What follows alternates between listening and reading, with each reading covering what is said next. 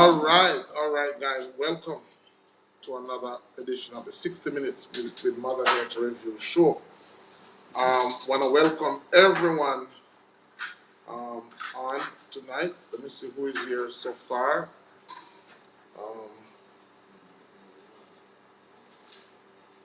Is it two persons are on already?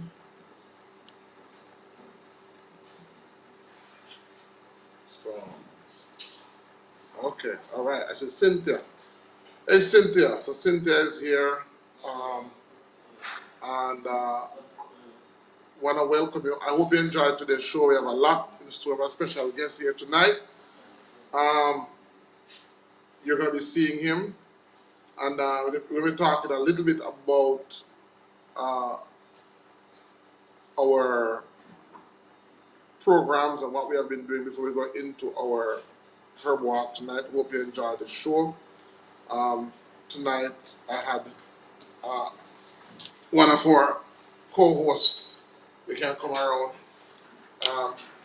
He's just joining me tonight because you're not gonna only be seeing me on the show, guys. This is Chris and yeah, Cynthia. Yeah, man, I made it safely. Let me tell you something, guys. The herb walk that I did. Let me tell you something. At one point I had to put away my camera just to get the content. I'm telling you, it was a treacherous journey. When I went down to the bottom of the hill, I said to myself, my goodness, how am I going to get back up? I think it took me about nearly an hour to reach back up, and it was really a very gruesome, but I loved it. I believe it was worth it. So tonight we have Chris and I have somebody else who is in the studio who I'm going to introduce in a little while. Good night, Mike. Just send the link out to some persons, let them know that we are on. And I hope you have your book and your pen because we're going to be going through the medicinal benefits of all of those plants. I believe we had 9 plants. 9 plants we looked at in the live today. And tonight we're going to be talking about the medicinal use of those 9 plants. So, so I have with me 2 guests. Well, they won't be guests anymore because they'll be a part of the panel of hosts for our program. This program is designed not only for myself, but it is all the persons that constitute our team, which is growing. So let me just, before he comes on, because he has to run, by the way, because he's from New York, so I'll tell a little more about him, and then I'll tell a little bit about himself. But let me tell you exactly how he fits into the grand scheme of things. So Chris is one of the persons who is a colleague of mine, is an affiliate of mine. Now, I'm doing this recording from my clinic. So I have a clinic here in Port Antonio, I have one in Morante, and we have one in, I work out of one in St. Anne. We had one in Kingston, but we closed it down, and I'll tell you why. Now, from one of my last trip in New York, and I realized that it is unsustainable for me to be seeing so many persons, because seeing persons is just the beginning. We have to do follow-ups, and then we have to do, follow-ups and give persons personal attention. So we have grown beyond the point where I can do. So there are times when I'm stretched. Persons complain that they call me and they can't get me because my phone, I have 2 phones. I have this phone and I have this phone. I have 3 phones actually. 1 overseas and 2 locally. And it's difficult to manage them. So what we've done is that we've created a mentorship program. And you'll hear him from Chris and why he's in Jamaica and when he's leaving and how you can contact him. And you're going to hear from another guest that we have in the studio, and you'll hear from more persons. So what we've done is that we've created a mentorship program. So when I went to the US, it was very difficult for me to see persons, or when I go to Florida, it's the easiest part is seeing the persons. The hardest part is following up, number 1, and then number 2, working with persons to make the medicines that they need. So what we have done is that we have created a mentorship program, and Chris is part of our mentorship program. So he's one of our affiliates. So we train persons, and we train persons through 3 mediums. So one of them is mentoring We have a website, so we have a website that allows us to offer the course in a systematic, sequential manner. But because we believe that natural medicine cannot be taught online only, it has to be taught through mentorship. We have a mentorship component. Now, what that looks like is basically like a earn and learn. So Chris is one of the persons who we have in New York. So for example, if I need to see anybody in New York, I would see that person through Chris. All right? And welcome, Chris. How you doing? All right. Pleasure. So Chris just came over from Kingston. What was your reason for being in Jamaica? And tell us about what you do. What is it that you do primarily? Okay. So the name is Chris Byte. Pleasure being here. I operate a company out in New York by the name of 876 Produce LLC. Now, what it is that we do is that we import from Jamaica medicinal herbs. You know, a lot of the herbs and that Dr. Ben uses to create these formulas. I specialize in importing them into the States. And I also have a lot of... So let me ask. So a lot of the herbs that people see us featuring, and a lot of the herbs that people hear us talking about, and they would want to get some of those herbs. That's what Chris does. So Chris actually comes to Jamaica to get the herbs, and then he brings them back to the States. So a lot of the herbs that you see us featuring, yeah, you can get them through Chris. Like even this trip, I'm going up with like bay leaf, sarsaparilla, Guinean weed, Guinean root. You know, just to name a few, soursop leaves, etc., etc. I mean, and I have a company here also. I just started a company here last year, 876 Produce Limited, where we're going to use that company as a vehicle to import into the States ginger, pimento, and turmeric. That's the primary focus. But I had everything sorted out, but then we have a family issue in the States that I had to come and check Dr. Ben because Dr. Ben has the sauce, you know? So let's just jump on the highway. I just give me a telephone so I can just put it up. 347. It's 347 475 475 5703 5703. Yeah, or you can follow me on Instagram, TikTok, Facebook, all platforms via 876 Produce. All right. So here the number is gonna appear on your screen in a little while, so you can contact Chris. It's a project, that's his number there, and you can reach out to him. And I said that he's here in Jamaica, and you can get these some herbs from him. Now, outside of the herbs that Chris has, what he does or what he offers, can you tell us a little bit about the assessment? Okay, so what it is that there's a machine, a wonderful machine by the name of a quantum assessment machine, which was introduced to me by Dr. Ben. And what it does is that it assesses your 12 major systems within the body. Now, from that assessment, we're able to, it gives you a reading, and with Dr. Ben's expertise, he's teaching me how to interpret these readings. And then from these readings now, we are able to formulate formulas specific to the patient. All right. So you're hearing from Chris. We have another person in our studio here will be coming in a little while. So like Sean, like Chris, so we have expanded our reach to have virtual assistants, virtual partners that are strategically placed throughout the US. So you maybe have to call to find out what's the closest person to you. Yeah. Because Christopher is in the US, so persons like what? Some of the closest states to you are? The tri-states. So you have like Connecticut or Connecticut, Jersey, New Jersey, New York, Pennsylvania. So the beauty about this thing is this, because I specialize in sourcing herbs. Dr. Ben, as a result of that, when Dr. Ben and I met, and I want to become an expert in formulations and so forth. So Dr. Ben offered to mentor me.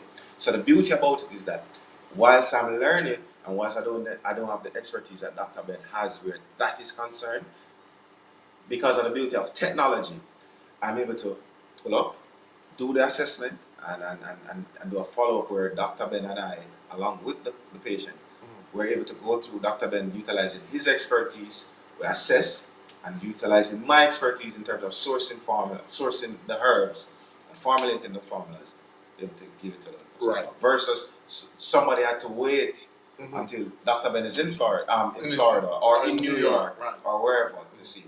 You know what I mean? Right. So those persons that are in New York who would want to access our services, Chris is the guy, you know, because he's right there in New York. So if I need to see you, you don't have to come to Jamaica. You go to Chris, I'm seeing you through Chris, as if you are right here in my office. All right, and I'm going to introduce. We have some more persons, and the beauty about it also technology again. So for example,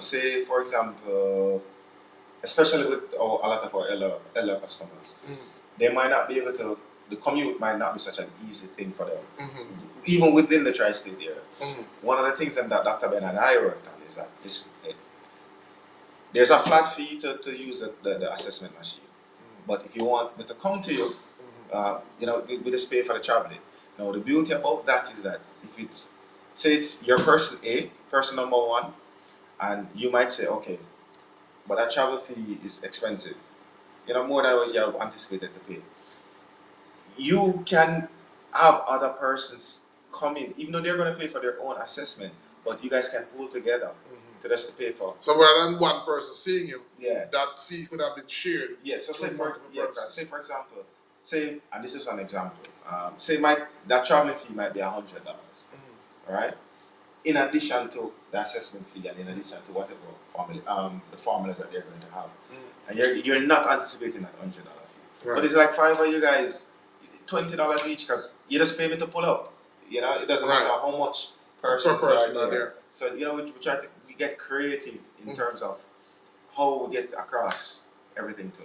Right. And so the whole goal is indigenous Caribbean medicine. My goal is, I'm thinking about how do I get persons from the Caribbean diaspora to access natural medicine services. How do you get persons who are living? Some persons can travel back home, some can't travel back home. Especially this climate. Exactly. So I wanted to find a way to ensure that persons who are in the diaspora are not so disenfranchised, or you know, as little as is possible. Yeah. So we're trying to create as best of an example or a best of a reality of what persons would get when they come here. So you know, so Chris, and we have a number of persons. We have persons outside of New York. I don't have the list of persons. We have persons here in Jamaica, in Kingston, and we're looking for more persons. Yeah. I'm presently looking for persons for St. Thomas. I'm looking to train somebody in St. Thomas. If you know of somebody who is in St. Thomas who wants to become a herbalist and who want to be trained, you can tell them, they can reach out to me, and we'll offer them that level of training. And I would like to add to is, I love what Dr. Ben stated that it's not that a matter that you need to have the knowledge, it's just the willingness and the capability to gain the knowledge. Because, as I said to you before, I am not proposing that I'm someone that I'm not. My expertise is in, as it is right now, my expertise is in sourcing, importing, so basically the procurement process.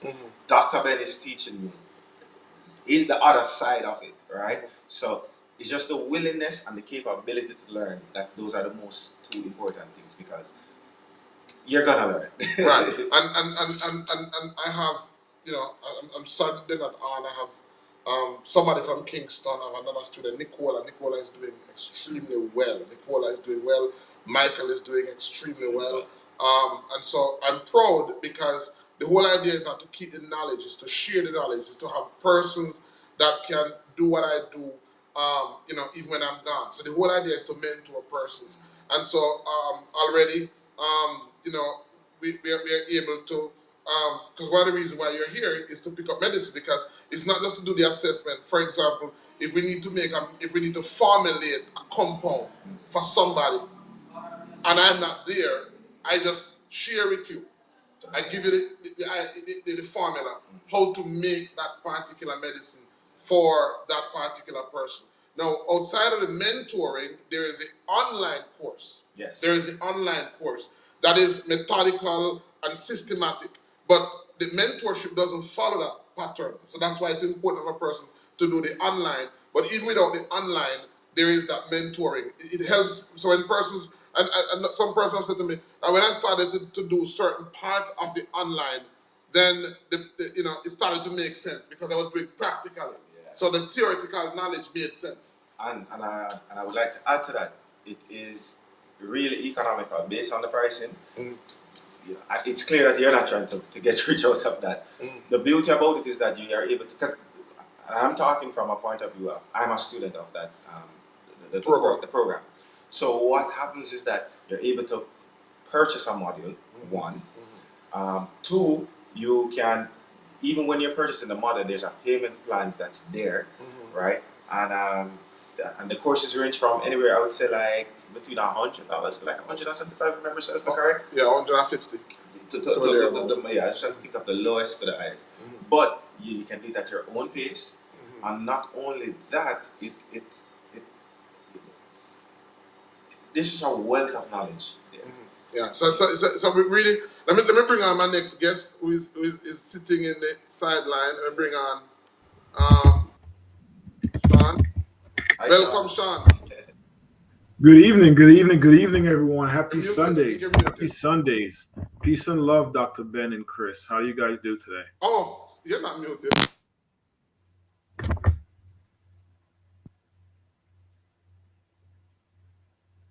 Did you?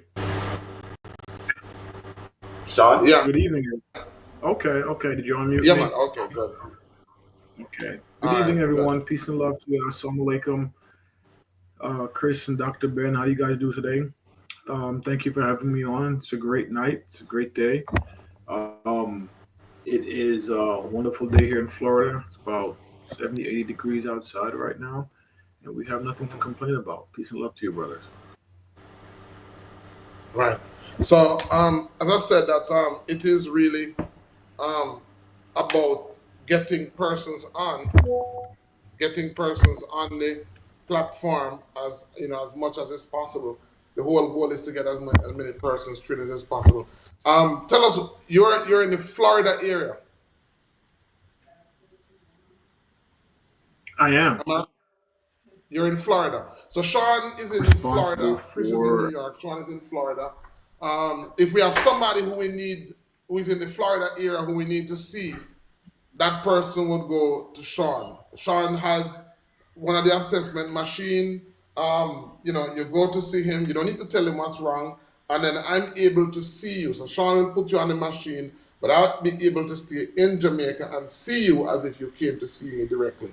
And we're able to offer you the same or similar service, just as if you were here, and similar to what Sean does. But outside of being an affiliate, Sean also operates AK Herb.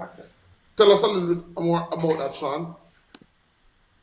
So we source herbs from here in the Southeast and warm weather climates in the U.S., Jamaica, and everywhere in the world. A lot of them come from South, Colombia, Brazil. I tried to work with Cuba. We're going to see if that can work out. Cuba is also a wealth of herbs right there sitting in the Caribbean, Trinidad, but mainly Jamaica. So we source herbs from pretty much all over the world to the Southeast and the Northeast region.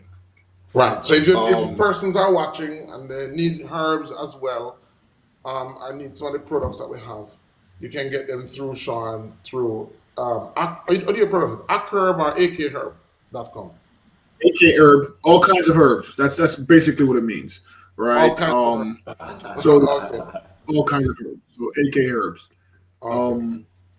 We source herbs and we're constantly working on the best quality herbs from all over the world. But as we know, and Dr. Ben will teach you, Jamaica has more herbs in the world than anybody else, and that has a lot to do with the Caribbean's history. Yeah.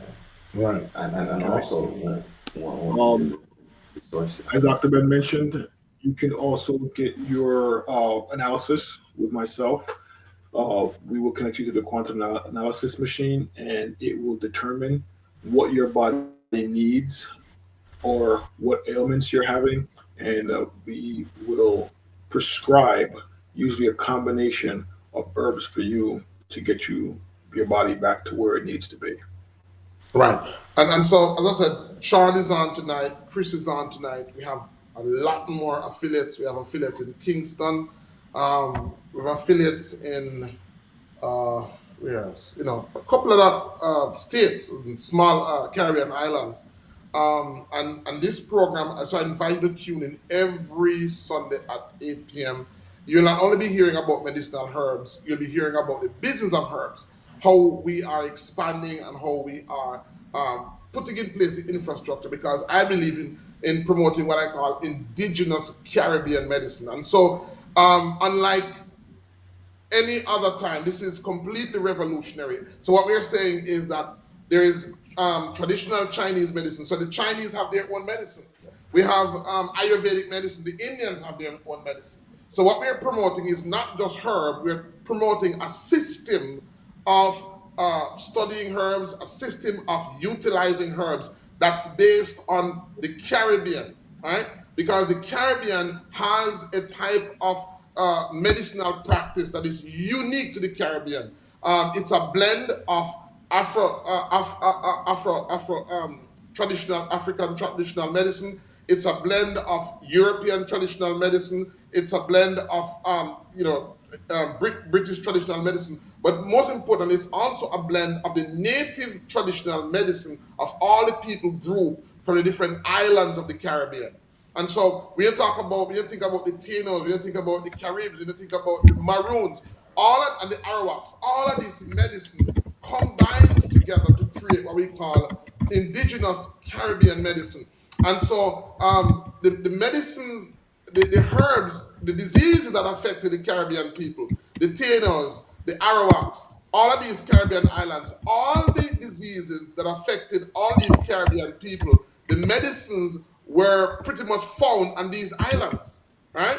And so being the descendants of these islands, it means that these medicines, they work with our DNA. If you're in America, if you're in England, if you're in Canada, it doesn't matter where you are, these medicines are very much, what's the word now? They're familiar with the DNA.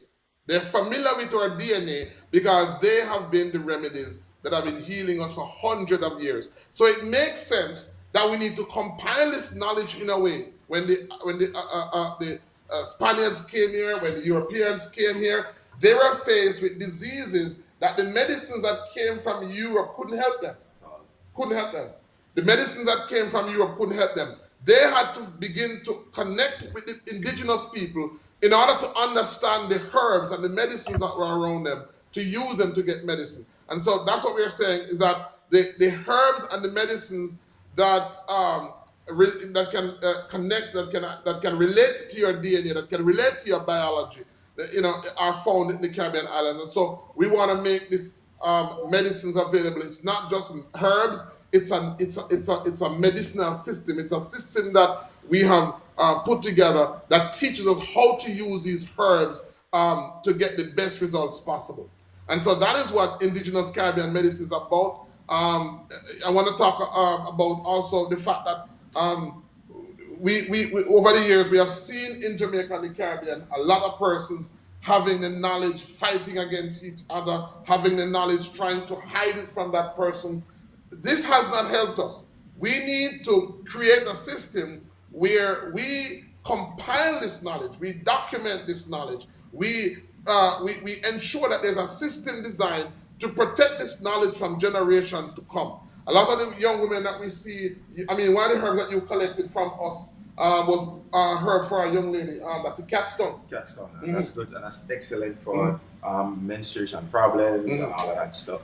So it's and this is somebody who contacted you. So Chris is here, and one of the ladies who watch the show said, listen to me, I need some of that catstone. I can't wait for her to use it and to share experience. And listen, I came here and I collected over 300 pounds of herbs. How much? Over 300 pounds of herbs. And let me tell you, that cat's tongue was the hardest. Yeah, because you know we're putting together a system. We're putting together a system where we hope. My goal is to find those persons who want to know.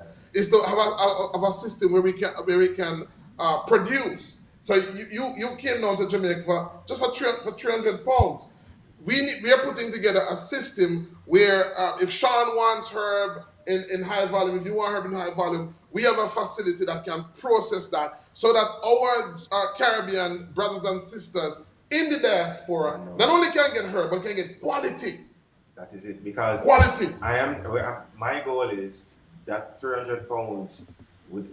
I'm trying to move that needle to like 3,000 pounds, right? Easily. And not only just that, when you talk about quality, one of the things that I didn't know of until I got into this business is that, like, everything from the harvesting is important. Every part of it. Yes, you have to know the moon cycle. Every part You have of to it. know when to pick the herb. Yeah. You know, something as simple as like sarsaparilla, which is a vine tail.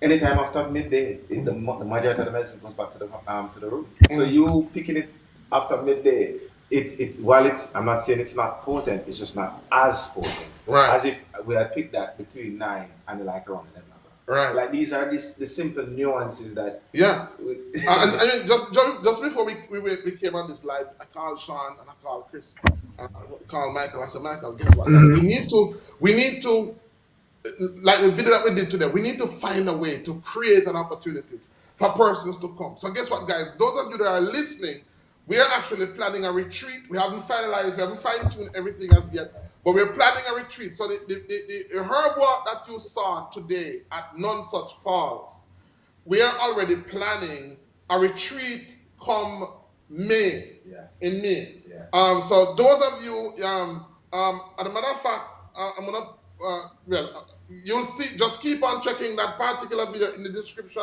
As soon as we discuss and get all the details, we're gonna put a link there that you can register. You can pre-register. You don't have to pay yet. Just pre-register to let us know that you want to come. Yeah, because one of the things that's very important to all three of us is that we genuinely don't believe that your socio-economic background should be the driving force for quality medication. So herbs and so forth. So what we're definitely trying to do, we're trying to fine tune. All right. So this is what it costs us. You know, I mean, we also have to pay for it.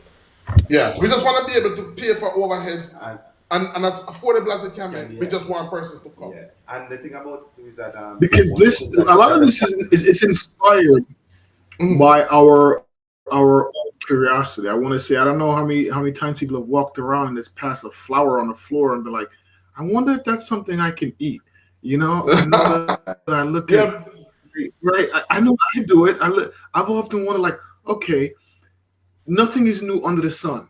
So where did Tylenol get its ingredients from, right? Where did all these medicines that are out there getting these ingredients from? That's what inspired me to go down this road with Dr. Ben, and it's been really educational. I've learned so much in the herbs walks that I've done with him so far that it gives you the ability to literally take care of your family. And there's nothing like an herb walk, you know, in Jamaica. All right, sorry guys, I wasn't paying attention today. I wasn't paying attention to the chat. I see so many. Oh my gosh. We were right there. All right, so many. I see JM Master. Welcome, JM Master. I see it says my mother, rest in peace, said that her father was a bush doctor in their community. People came from wide and far to see my grandfather when I was a child. And that is so true. So maybe JM Master, you are carrying today the DNA because a lot of persons are natural healers, and they don't know. I think I did a program where I talk about how do you know if you are called to be a natural healer. And I think I want to review that show again because so many persons are natural healers and they don't know. So I want to maybe do an evening on that. Jay Master says I am. And the thing about it, to hammer on the point. One of the main goals that we're trying to accomplish in general is that you remember back in the day when no care what you had, you went and just like what the comment says where our father was J Master, whereby you have a problem, you check your grandma. You got we're trying to get back to a stage whereby in the family there is somebody who is a repository Yeah. of if it's even just one. So every family needs to have, every household should have a healer. Just like how every community should have a herbalist. You know, just like how in the family, if you have a money, you know, you have that uncle here where, so we go check in. Yeah. We don't want, we need somebody in every family that person, whenever we need anything, that is the person we go to. So, you know, we're really just trying to bring back that, because I have Chinese friends, Asian friends, and trust me, to a certain degree, everybody in the family is just levels to it. You know what I mean? So that's what we're really trying to bring back. You know? Right. So J Master says, blood thinner. I am allergic to aspirin. I use ginkgo biloba, feverfew, pine bark, extract, cayenne pepper, ginger, and turmeric extract. All right. So there are many other blood thinners. We're going to talk about some of them tonight. There is Medina. You know, that just pops out of my mind. There is cinnamon. There are so many, but I'd like to talk to you some more to find out why you think you need a blood thinner. So. If you check the description of this video on our YouTube channel, ICM TV, there's a link where persons can actually book a consultation. And also, if you reach out to Sean, you can book a consultation through Sean. You can book a consultation through Christopher and number on the screen. So any one of these persons, you can book consultation through these persons. This person says, hey, Dr. Ben, I bought your beginner and advanced course, sent an email about a question I have regarding it. Please review when you get a chance. I will do that. Over 60 herbs at home. Which is 60 herbs at home at my organic store. Wonderful. All right, so. Somebody's allergic to aspirin. Yes, if you're allergic to aspirin, the natural form of aspirin is actually the white pine bark. All right, the white pine bark is a natural version because so not because you're allergic to aspirin doesn't necessarily mean that you're allergic to white pine bark, but I mean it could be. So I would say one of the next best blood thinner is cayenne pepper. It will be right there below aspirin. As far as I'm concerned, because thing there made a lot of mention about these very things too. I think it was J Master, go up a bit, where she said that, but he or she said that they are right there. She took ginkgo biloba. I'm allergic to aspirin. I use ginkgo, feverfew, pine bark extract, which is cayenne pepper, ginger, and turmeric. And even on that note, that the guys, I am literally finalized. I just got certain stuff, so I'm actually going to start bringing up in serious bulk pimento, ginger, and turmeric. I just got the license from. All right. Okay, I think I see why Yahweh debunked. It says you have a client with a brain aneurysm, and I'm putting together an external application for his head. No, right. So I'm gonna give you my number for you to WhatsApp there because that'll be quicker because that's an emergency, and we can talk about formulations. I want to plan a session for our IGICM, that's our Indigenous International Guild of Indigenous Caribbean Medicine. We're supposed to be having an annual webinar, and that webinar, the International Guild, by the way, we're going to talk about it. The International Guild is a guild that I've created for everybody who is Jamaican or whoever you want to be. We've created a herbal guild for Indigenous Caribbean medicine, and that needs its own show because we want to talk about why the guild was formed and so on. Also, one of the things is that the more you know, the more you realize you don't know a lot. So even though a lot of persons are tuning in on the platform, a lot of persons also come with their own wealth of knowledge that they would have done. So we're just trying to think of it like as a peer review scenario, you know. So Debunk might be like, yo, I know this, and was like, okay, show us and all that, and we can show. You know, it's just interchange and swapping of knowledge. Yeah. So I'd love to talk to you, Yahweh Debunked, on that brain aneurysm for that particular client. You said that you wanted to make an external compound. I'd like to know what's the history for the aneurysm, what is the person taking internally, and that type of thing. And then I think I can share with you some formulas as it relates to our ingredients that would help that person that has an aneurysm. So the whole idea basically is just to see our medicine developed where it is it is developed to the point where it is respectively practiced not only as an art but as a science. And so we see persons respecting it not only as a bushman over this or a bush medicine, just as though Ayurvedic medicine is respected by the scientific community, just as though traditional medicine is respected by the scientific community. That's how I want to see indigenous Caribbean medicine respected by the scientific community. Part of my goal also is to see Jamaica become the wellness mecca of the Caribbean. And so even the videos that I'm doing now, I've changed them to not only showcase the herbs that we have, but to showcase the healing or the therapeutic climate, the therapeutic condition, the therapeutic settings that we have. Because guess what? A lot of persons are sick, and the reason why they're sick is because they're in an environment that is toxic, acidic, and that is not hospitable to healing. And so for some persons, it is not just to take some herbs. It is to move out of that environment into an environment that is more therapeutic. When I go on my herbal, like the one that I did, when I went up to the hill, my eyes were filled with tears when I looked and saw 180 degrees of the ocean and 180 degrees of mountains behind me. I could see the blue mountain. It was just so tranquil. I really would want persons not only to see that or to view that from YouTube, but to actually come and immerse. I would want you to feel not only the view, but to feel the climate that goes along with that view. You know, you can't duplicate that. 24 hours of fresh when I reach at the airport, the stress that just comes off me, right? Yeah. It's just, you know, just being here. And the good or bad, the slower pace that we operate in the Caribbean. You know? So it does a lot. It does a lot for us. You're saying something, Sean? Yes, 24 hours of fresh air does you a lot of good. People would be surprised how you feel the next day after just breathing some mountain air. Really, really good. Yeah, and you were saying something. You were saying something about because a part of the retreat that we're planning to include foraging, which is being able to identify wild edible foods and possibly eating some of these wild foods. You know, putting them into dishes, learning to eat something outside of what you're accustomed to eat. Yeah. You know, so you know, it's like it's going to be phenomenal. So please, guys, just help us to share, because we want to use this platform to let persons know that there are serious plans in store, and it has been.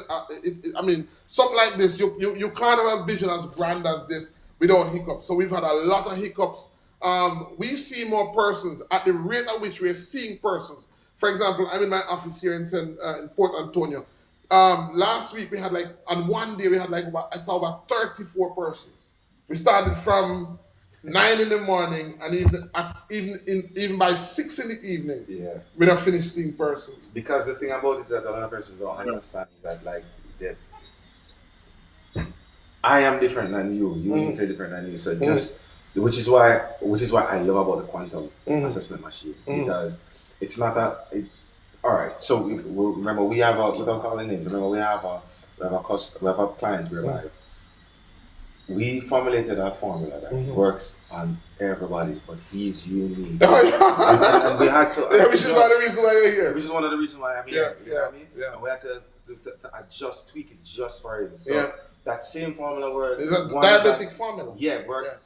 That same diabetic formula works wonders on others, but he's unique, and we have to adjust. Yeah. So that's one of the things that I always recommend that before you take any herb or so forth, do an assessment, because you might be thinking that you only have one problem, and trust me, that problem is not even a problem; it's merely a symptom of something else. Yeah. I mean, Sean was telling me about Sean. You were telling me about one of the clients who took one of your fibroid buster.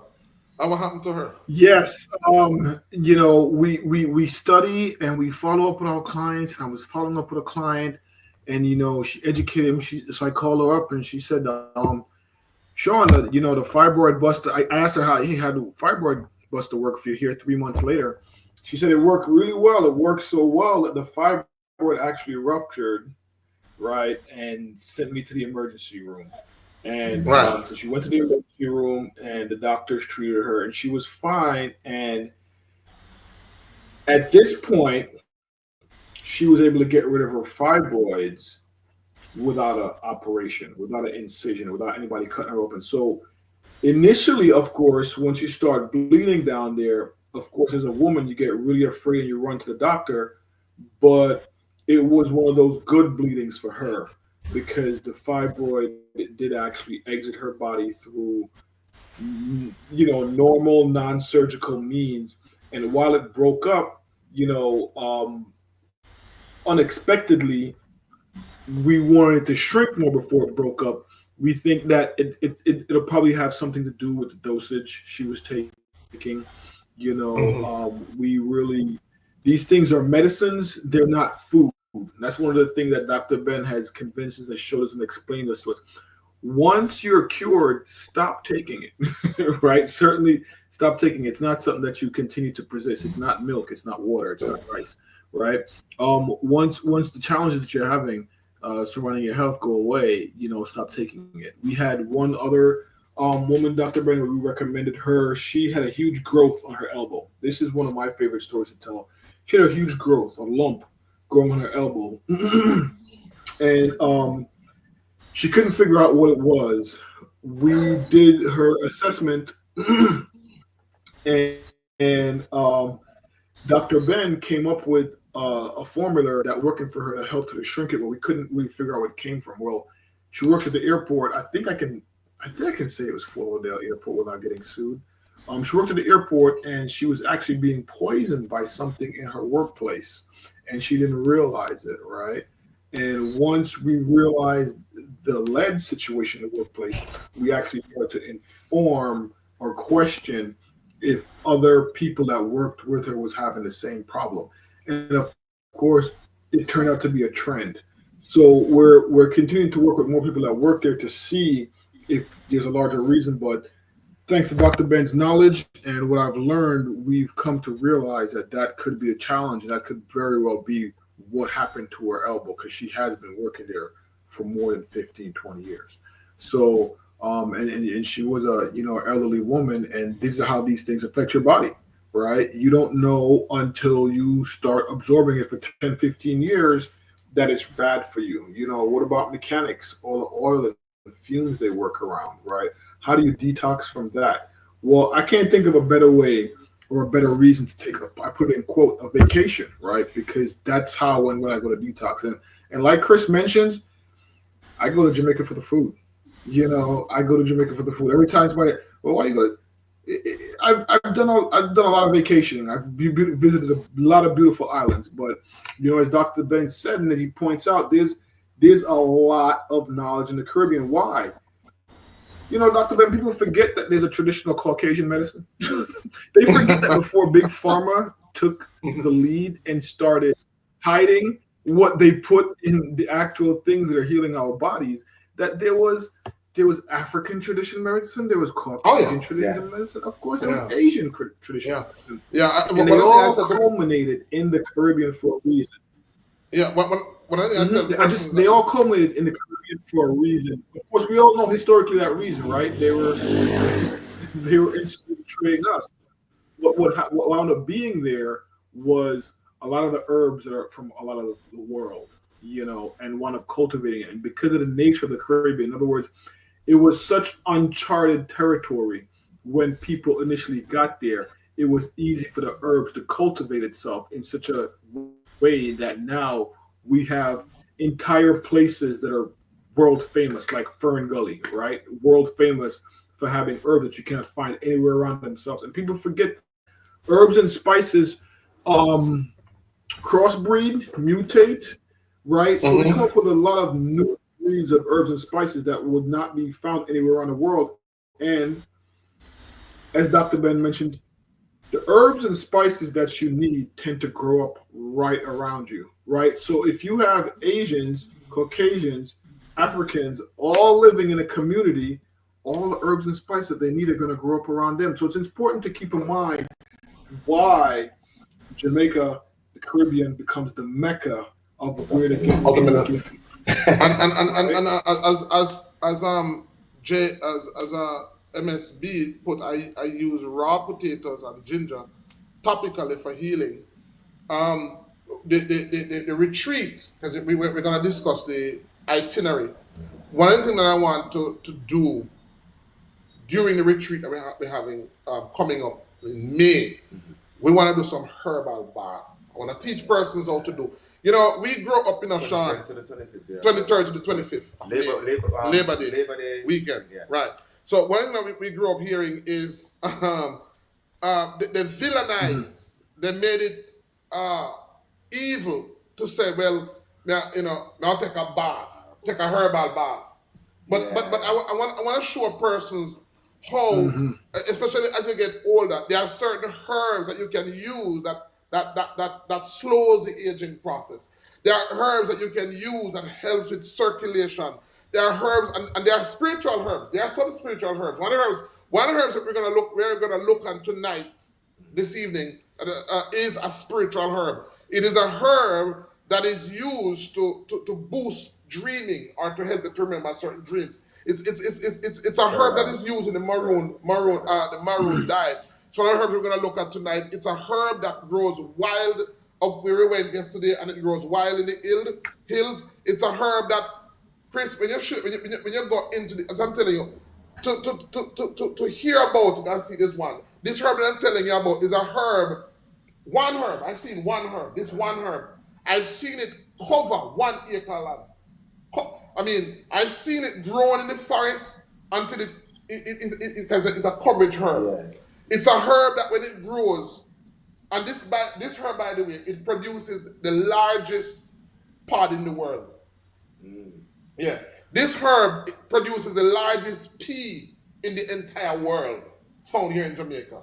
This herb, when you cut the root, if it's grown in the forest, let's say you're traveling for miles and you become dehydrated, you can cut this herb and it will run water.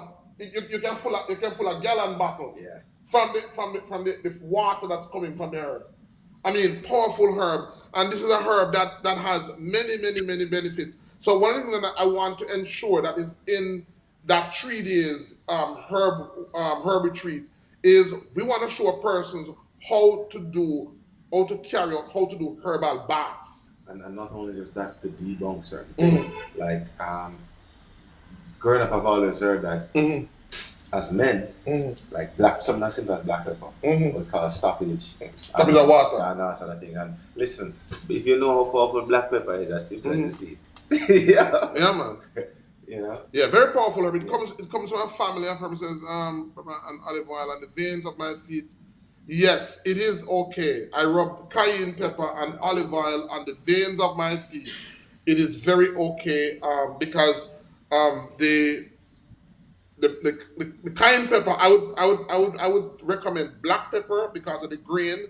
Because when the grain is rubbed on your body, it has an exfoliating effect.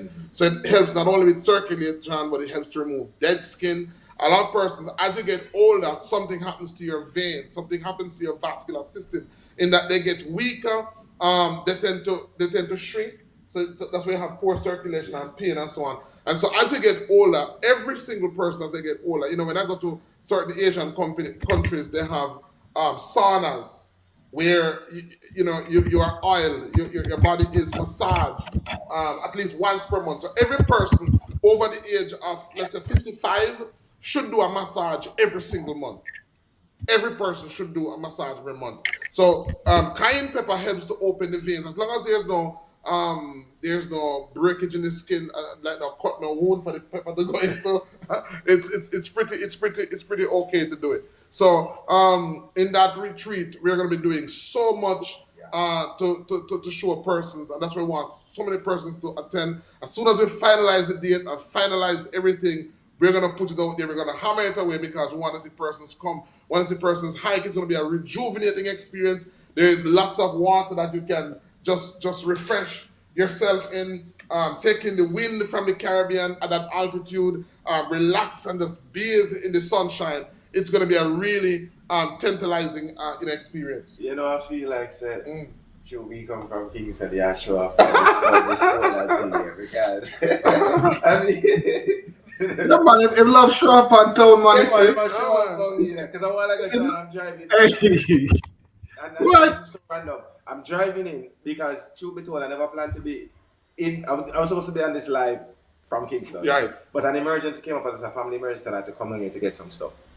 And just the driving in, and my colleague who you met earlier was like, when we were in the car, when we reached like around Hope Bay side and so forth coming up, and it's just like, yo, I love Portland. Yeah, just man. the breeze. It was like, yo, the sea on the left, the mountain side, the air, and all that. So I think you're really flexing your muscles. Yeah, man, it's really nice. I mean, I went up to Nonsuch yesterday. I was there from 10 in the morning, and I didn't leave until after 4, near 5 o'clock, because it's such a captivating environment. Yeah, you guys have Yeah. the sea. Just going down there, just hearing the water, just hearing the river, just hearing the water run the river is therapeutic by itself. Yeah. So it's wonderful. So I really want Miss B says I have dry eyes. I put a little cod liver oil. You know the thing, man. So cod liver oil is good. Castor oil is also good. You can drop the castor oil in the eyes. Is that on the inside of the eye or the outside? Inside of the eye? I think Sean is Chris is going up with some eye drops. If it doesn't, I opened the package that I collected earlier. Yeah. But I didn't really peruse it. Oh, okay. From I saw the cat's tongue. All right. There's an eye drop in there. There's an eye drop in there, and that eye drop comes just from nature. So for the glaucoma, that's an eye drop that we just go in nature. There's a plant that produces an eye drop, 100%. You don't need to add anything to it. You just need to extract it, make sure it's clean, make sure everything that you use is sanitized, and you can just drop it in the eye. It's grown in the forest. Yeah. So we had to use like a syringe to pull it from the plant. Yeah. I think I have some by house still to pull it from the plant. I mean, these are things that nature is as the best pharmacy, and these plants are out there. So we really want to, share the knowledge with persons for persons to be able to access it. As Chris says, my goal is to see a healer in every home, a herbalist in every family, in every community. Every community, because that's how it used to be back then. Every community had a healer, and every home had a healer. Every home had a healer, every community had a herbalist. So the woman in that home was the healer, primarily. Primarily, the woman was not just the matriarchal figure of that home. She was also the healer. And anything that she could manage, she would bring it to the community herbalist. And you know what the difference is? The difference is between Caribbean, indigenous Caribbean medicine and all the other establishments. It's really actually just cataloging. Yeah. Because at the end of the day, also like think about this. Absolutely. Absolutely. Trust me. Even from our perspective, even from what it is that we do on a daily basis, it is overwhelming to have all these knowledge. So it's good to know that when you have a problem, you can just take up a book or what and just, that is what I need. I want to. And that's what I want to teach. Yeah. When I started out by myself. Then we grew to the point where my children are now involved. My wife is now involved. We've grown beyond my wife, my children, until we have staff involved. So the challenge now is not just to do, it's having a system in place where persons can do it just like how you would do it. Yeah. And so we're putting in place, the record, the system. When we harvest a herb, it has to come in, it has to be given a particular code, a batch that tells us who harvested it, when it was harvested. All that type of thing. That's what I want to teach, my person, because there are so many great herbalists, by the way. There are so many great herbalists in Jamaica.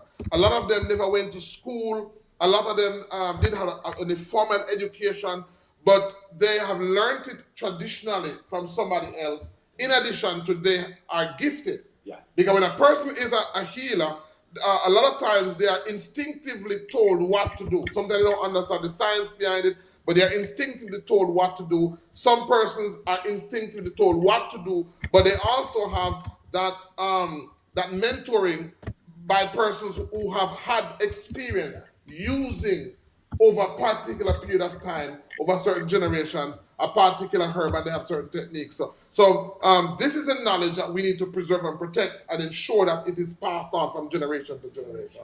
Yeah. You know, this is what I want to see happening. And so one thing that we're working on that we used to have a facility where we would where persons could come. Persons who have certain ailments could come. Right now, I have so many persons who are reaching out to us who have conditions that we can't really help them remotely. Yeah. It doesn't make any sense. And it's difficult because the persons are pleading to you. You want to help, but you know that they just won't be able to follow or to do what needs to be done in a remote setting. So there needs to be an in-house setting where persons can get help. Sometimes the discipline too. Mhm. So there's discipline factor. Right. So it is, you know, it's we can't do it alone. Yeah. We all need each other. Mm-hmm. And you know, like as something as simple as even just this live that we're on. Mm-hmm. JM Master Songwriter has dropped some gems. Thing there, you know, there's so many persons that have They're adding their bit to it. Adding their bit to it. That, Mhm. you know, it's appreciated not only by us, Mhm. you know, but by other persons as well too. Mhm. Because sometimes we have a lot of medicine in the house that you just don't know it's medicine. Yeah.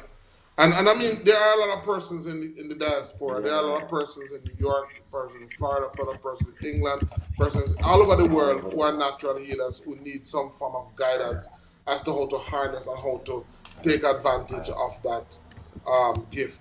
Remember, tonight is a review show, so we're here to talk about the herbs that we viewed today. I said, MSB says, I have osteoporosis. One of the things that work for me is using gelatin, no colors, in a small cup of apple juice. The pain in my knees is better, right? So again, the gelatin basically would contain stuff like collagen in it, which is good, which is why it helps. And then apple juice is rich in what we call pectin. Pectin helps with absorption, works similar to vitamin C. Apple juice, the pectin, it helps with absorption. So that's why it will work like that.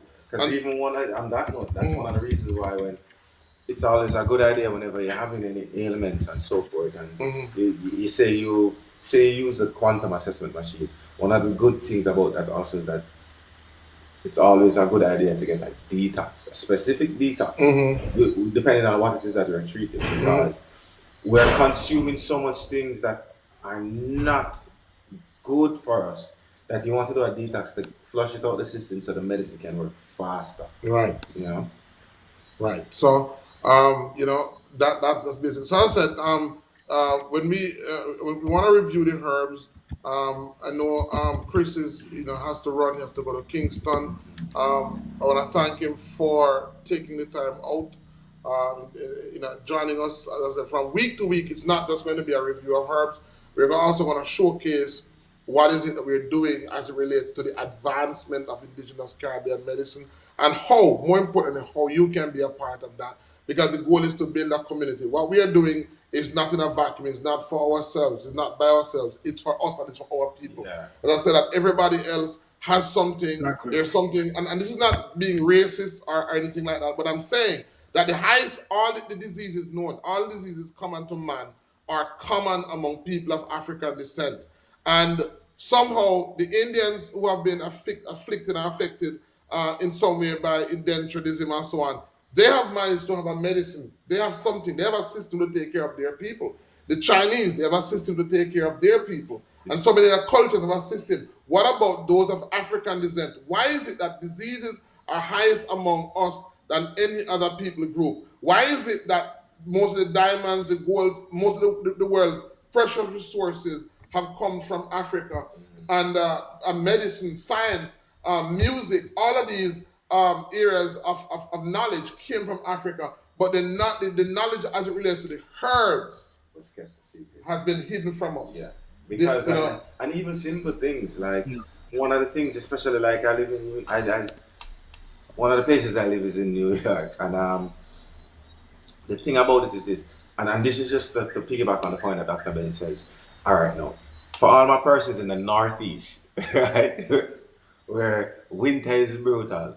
You know, sometimes we always wonder why is it that we see someone of Caucasian descent Right. can wear less clothing than us. And you were the one who told me that the structure, Their biology. the biological structure that they have, when the cold hits them and whatnot, they have it's like they have an internal heater with it. We don't have that. No, they're not. Their nose, Yeah. the way their nose is pointed, the way their nostril is shaped, it's designed to deal with the cold. It's narrow. Always is broader to deal with sand and heat. And heat. And to breathe, you know? Yeah. We're not designed for that level of coldness. Yeah. And so our biology is different. And so one thing that we need to understand is that because our biology is different, our needs are different. Yeah.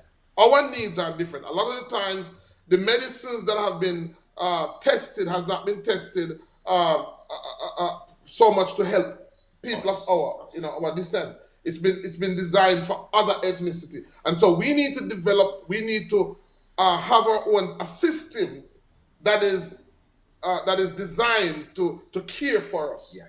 You know, because we have most of the sickness in the world. The cancer is highest among people of African descent. AIDS is highest among diabetes, high blood pressure, every disease. The people that want to kill you after this come like cockroach. Yeah, man. Yeah, man. and so when one herbalist knows something, he believes that he needs to keep it as a secret for himself. He tries to hide it. I mean, it's amazing the crab in the barrel mentality. Nobody wins when the family fails. No. Yeah, so, indigenous Caribbean medicine. I'm proud to say that I'm a practitioner of indigenous Caribbean medicine. The goal is to document, it is to create something that is ours, right? It doesn't mean that others will not be helped by it, but we're looking for our people first. Yeah. And there's nothing wrong with that. We don't need to apologize for trying to create something that is uniquely catering for our people first. There's nothing wrong with that. Everybody else is doing it. Okay. There's nothing wrong with that. We're going to do better than try. Huh? We're going to do it. Yeah. We're going to do better than try. We're going to get it done. Yeah. That's what I say. All right. So I want to... Yeah, so if we have to do it. So as I said, we have practitioners in Kingston. That will exist again. Yeah, we have practitioners in Kingston. We're looking for. What I want to do is just to get practitioners for every parish of Jamaica. Yeah. Because listen, let me tell you something. Like JM Songwriter is doing, share the knowledge.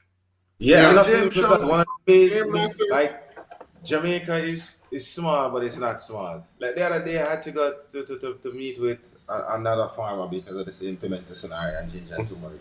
And this man is in a place called James Hill. It is if I come Portland, as much as I live in Kingston, it's just I'm thinking. I'm thinking, him say near Maypen. No, it's like you got Maypen and then there's another Maypen. You're going way over the hills. Chapelton past all the place there, But when you say that, you know what comes to my mind? Somebody from there could come and it's not it's for somebody from there to come here in Portland. Right. But I'm wondering, what type of herbs would I find there? Well, one of the things that I can always organize that because he's a young man, a young farmer, and everything grow there. I never know that Maypen, Clarendon was that bountiful. I always had it in my head based on experience because I'm always traveling through Maypen to go to Senti or Negril or one. I never realized that one, it was so mountainous. Like seriously mountainous. It has it rains there like crazy, just like Portland and so forth. So you'd have to just go up in the hills. So I will always set that up for you. His name is Michael Bash. So we need to go there, and I always use the opportunity to big up Chief Corey because Chief Corey is one of the persons who see the vision, who understand it, and who says, "Listen to me, I'm willing to give up to make lands available for the creation of the first clinic that's based on indigenous Caribbean medicine." And the thing what I love about like when I went there too is just that a lot of these herbs, but remember folks, fruits and herbs work hand in hand. So a lot of times there are fruits that are available that will do a lot of I don't know if preventative is the word I should use, but it provides sustenance that you don't have to eat your junk food. Yeah. And it's on the go. The place rich over there, lychee, everything from lychee, soursop, mango, and they have a lot of exotic fruits that are not unique to Jamaica, but because of the salubrious climate there, like in Portland, that can grow. Can grow there. Yeah. All right. So so guys, Yeah, send this the video out. We're gonna be Yeah. going into the herbs. We're gonna look at the herbs that we want to feature the herbs. We want to review the herbs that we feature today. So every Sunday at 3 p.m. We what we do is that we'll feature the herbs, so you know what they look like, and you know the name. But we won't go into the healing properties. We reserve that for the live, so persons can Hold come on a on. sec. What I read? 1 hour and 5 minutes. Because I have to do this. Because when I go back, when I reach Kingston, I need to take up from right here. So, folks, I would love to stay, but it's almost a 2 hour journey, and it's night time, you know. Yeah. So I'm gonna bid my leave. Yeah, man. And Sean, Yes, you guys just see me Chris. next week Tell and me when so you get forth. back, brother. Most definitely. All right. Yes. All right. So, Take care, Doctor. Yeah, Come man. to me. I'll come see you, Dr. Ben. I'll come down and see you soon. May Yeah. won't. I mean, you know, you see me May soon won't pass again, without man. me coming. All right. All right. Take care. All right, all right. So tonight, we wanna look at the herbs that we featured today. We featured about 8 herbs. This is the first one that we saw when we were heading up to the top of the hill, and this is a herb that I only showed one. I only showed one of these, this particular herb, but there are many of them that I saw on the property. And this one that I saw, the first herb on the video, it's called Search Me Heart. And when it's one of the herbs that's it's a favorite of mine. I love to drink it. Um, it's we use it in one of our formulas, but this is a herb that you mostly see at high elevations because it's pretty good for respiratory issues. Um, it's used a lot in folk medicines, and it's used for, as I said, respiratory health. Um, it's used for coughs and colds and asthma, and it's an what we call an expectorant and an anti-inflammatory herb. So it has anti-inflammatory properties. It's also good for fever and infections. So you can use it as an infusion to reduce fever and to fight infection. And to some extent, you can use it as a poultice. So you can beat it as a you can beat it as a poultice, and you can apply it to any ear that you're having pain. So it's an excellent herb for pain and so on. And it also helps for healing the skin. All right, so that's the Search Me Heart. And not long after we saw the Search Me Heart, we went a little further and we saw this herb. We should ask them, anybody know this herb? Let's put it in the chat. Let me see how many persons know this herb. Let me see how many persons know if they know this herb, Sean. Anybody? Anybody know this herb? Let's see. Moses basket. Very good. Yeah, man. Cynthia says it's called Moses basket, right? Yeah, so this is actually Moses basket. It's also called Moses in the cradle, boat lily, or the oyster plant. It's used not only in the Caribbean, but it's also used in Central America, and it is used in Asian traditional medicine as well. It is used for a number of ailments.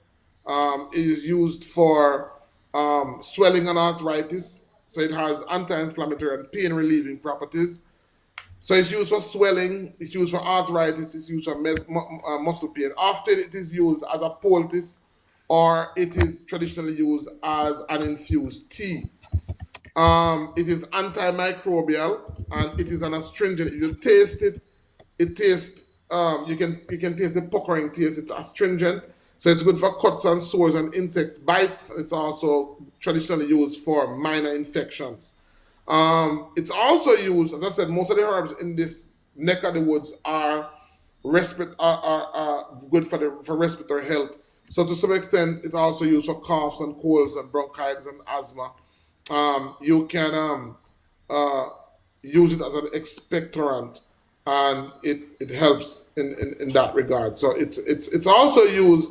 Most of us know it as an ornamental, right? It's mostly used as an ornamental. And one day I want to do a feature on herbs that are ornamental, but that are also medicinal. So this plant, I can tell Did you, not know maybe a that. lot of people didn't even know that it's I didn't know. yeah, I didn't know. Ornamental, yeah. mm, It's a it's an beautiful plant. ornamental. So it's an ornamental, but it has medicinal properties as well. All right. All right. This next herb that we're looking on. Anybody know this herb? Or anybody know what it's mostly used for? It's used to make a lot of No. furniture. It's used to make furniture. And in the video, I even show you what part of it is used. Anybody know this plant? You can just type it on the screen. Right, Cynthia, watch the video to the end. It's the wicker plant. All right. Um, it's called the wicker plant, or it's called That wicker, philodentum. yeah. Yeah.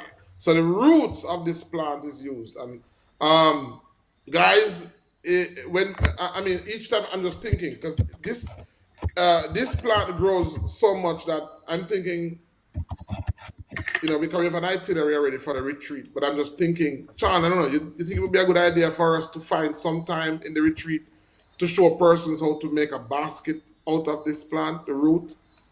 Something that you could bring back home, something that each person who comes to the retreat could I bring back think home and it's say, one of the oh, activities we should do. Yes, you think so? absolutely. I think it's one of the activities we should do. Yeah, Yeah. So yeah. So I know that. so if you yeah. So we'll teach you how to use the root of this to make a basket. It's very simple, very very very simple. But we'll teach you how to use the root of this plant to make the basket. I mean, it may not be a professional basket because um, normally when you harvest the root, you have to Dry it. they have something that they pull it through to remove the outer part of the root, and then it has to be dried to some extent before they start to plait it. And so we may not have that time because it's like a weekend retreat. But for persons who come, and guys, let me know in the comment if that's something you think should be a part of the retreat. I'll try to make some time in the herb walk. So I know we have foraging. That's in the foraging is already built into the itinerary, but we'll try to add some craft sessions. Um, because there are some herbs. There are herbs that grow there that we can make paper from. So we can teach persons how to make paper from how our ancestors used to make paper. Hmm. There are herbs here that they used to make paper, so we can show you that. But we're not going to do that on this retreat. We have to choose either between learning to make paper or making some type of wicker product. And this is much more simpler. The paper I think we can have making multiple process. activities. Huh? I think we can have multiple activities and let people choose the individual one, or we could Okay. do one day and do one the other day. The other All day. right. So we only have 3 days now. It's gonna be a 3 day retreat. So yeah, I think Right. we could normally what we do is that we make paper and then we use the paper to make like a card. All right. So yeah, because there are processes to making the paper from a herb called couscous grass. So there's a couscous grass that we can use, and we show you how our ancestors used to make paper and how they bleach it and all that. But this is very simple. It can be done in one day. Um, Making some from a wicker um, item. Now, this plant also has medicinal properties. It has wound healing and inflammatory properties. In some traditional practices, the roots and the stems are used in poultice for swelling and inflammation, minor wounds. So for persons who have swelling, you can get the stem of the plant. That's the part that grows on the tree, and you can macerate it and you can apply it to areas where there is swelling and where there is pain. And believe me, for all the walking that I walked yesterday, I can relate to the So I used to boil and strip it to make basket. Oh, Mike Myers, imagine that. Mike says I used to boil it strip. I used to boil and strip it to make basket. So here we have somebody on the live who used to use it to make basket. So this is what our ancestors used to make their furniture from. So you can make chairs, you can make whatnots, you can make utensils, basket. There are so many things that you can make from this. There's another herb that grows up there called wild hook that is also used. So, but we can, we can show you that as well. The wild hook and the bamboo, we can show you those herbs. The whole idea is that our ancestors used to make things and the furnitures and the things that our ancestors made, they were natural and so they didn't have any cancer forming side effects. A lot of the things that we now use, a lot of the plastic that we're exposed to, that we use as utensils in our homes and that we eat from and that we use in our everyday life, a lot of them have carcinogenic properties and so they are cancer forming. No wonder cancer is blowing up You around us. know But one of my favorite things is that we do, Dr. Ben, is we have people take pictures of the ingredients on the back of their whatever they're eating, right? Whatever given food, and we tell them what it is. So I'm hoping we can include that in this show also and start to educate people about what to stay away from, you know, and start to explain to them what some of these chemicals are. And often, mhm, like I said, about the herb work and the foraging, where did they come from, right? Like, nothing is new under the sun, as we like to say, right? So, like I said, simple stuff like Tylenol. Where did the raw ingredients for Tylenol come from? mhm. Everything from, you know, let's see, prevention to cure. And I'm talking, I'm talking about children, right? So everything from Mhm. actually, the things that stop you from getting pregnant to things that get rid of pregnancy Mhm. all came around before an actual what we call medicine. So I would love for us to spend some time going over what I'm going to say the scientific name for some of these herbs are versus how we Yeah, apply what they're called. And I love the fact that you did that for us and what you're teaching us. wonderful. Yeah, so this is one herbs that was used that we looked at. I think it was the third herb, the Wicca plant, and then we had this herb. It's the next herb that we looked at. All right, how many person know that herb? Oh, Can that's anybody sarsaparilla. identify? Can anybody identify that herb? We looked. We saw Everybody's the one supposed to know picture. that one. That's sarsaparilla, right? That's a Before you cheney chop it root. up, Cheney root. chain root, chain root, chain root, chain root. Before you chop it up, right? All right, that's a cheney root if you chop it up. And this herb has so many benefits. It helps to increase testosterone in men. It Woo! helps with it's I like that. anti-inflammatory as well. It supports kidney and urinary health. It acts as a diuretic, promoting kidney function and flushing out of excessive fluids. So it's another powerful herb, and helps with muscular, skeletal, nervous issues as well. So that's the cheney root. And then we have this herb. Anybody remember this herb? It's a very beautiful herb that grows wild in the forest. It is used in traditional Chinese medicine, so it's known by the practitioners of traditional Chinese medicines because it has so many benefits. It's used for a number of ailments. Anybody remember this particular herb? Okay, spike moss. That's it. It's called spike moss. Wow. Or if I chose this picture because it shows when you turn it in the sun. When you turn it in the sun, it has like a rainbow effect. So it's called a peacock fern, right? It looks like the feathers of the peacock in that it has multiple colors. Right? So it's very beautiful, and it's called a peacock fern. It's used in uh, the Caribbean, it's used in South Asia, it's used in South America. It primarily is an antioxidant herb. It's anti-inflammatory and it's antimicrobial. So it's used to heal the skin. In traditional Chinese medicine, it's used primarily for liver support. So it's used to support the liver. It's used to support the kidney as well.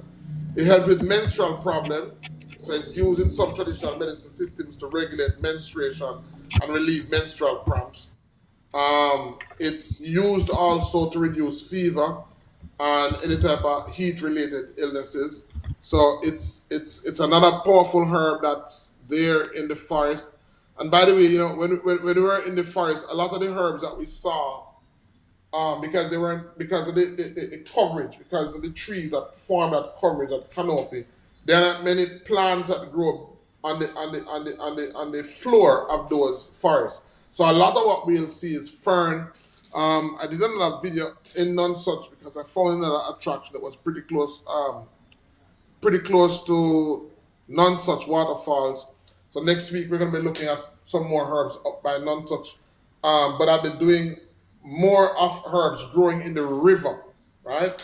I've been paying attention to a lot of the herbs found in the river area, because in the river area is another subset of herbs different from what is found generally Nonsuch, right? So because the river is an ecosystem, is a sub-ecosystem, there are plants there that grow in abundance that are found there than other parts of the community. So in next week's video, I look at that. So we're going to be looking at a lot of fern, right? We're going to be looking at a lot of fern, a lot of different types of fern that are found in that particular area.